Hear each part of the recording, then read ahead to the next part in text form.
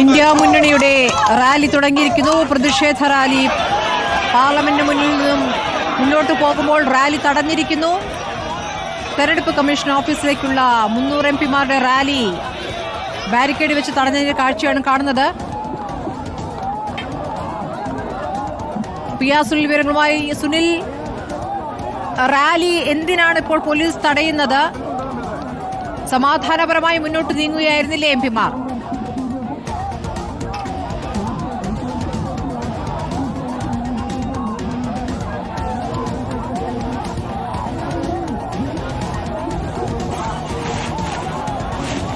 ഇപ്പോൾ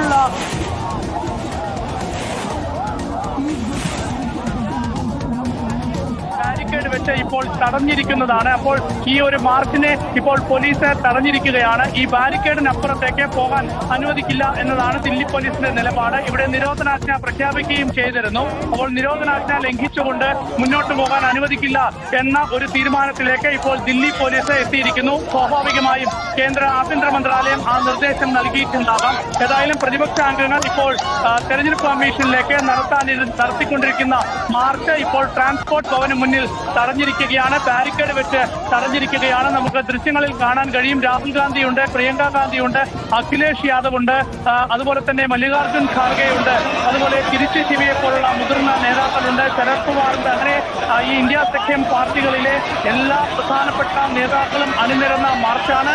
ആ മാർച്ചാണ് ഇപ്പോൾ ട്രാൻസ്പോർട്ട് ഭവനിൽ മുന്നിൽ PTI ബിൽഡിങ്ങിന് മുന്നിൽ ഇപ്പോൾ അഖിലേഷ് യാദവ് ഉണ്ട്, അതുപോലെ തന്നെ മല്ലികാർജുൻ ഖാർഗെയുണ്ട്, അതുപോലെ തിരിച്ചു ശിവയെ പോലുള്ള മുതിർന്ന നേതാക്കളുണ്ട്, ശരത് പവാറുണ്ട്. അങ്ങനെ ഈ ഇന്ത്യ സഖ്യം പാർട്ടികളിലെ എല്ലാ പ്രധാനപ്പെട്ട നേതാക്കളും അണിനിരന്ന മാർച്ചാണ്.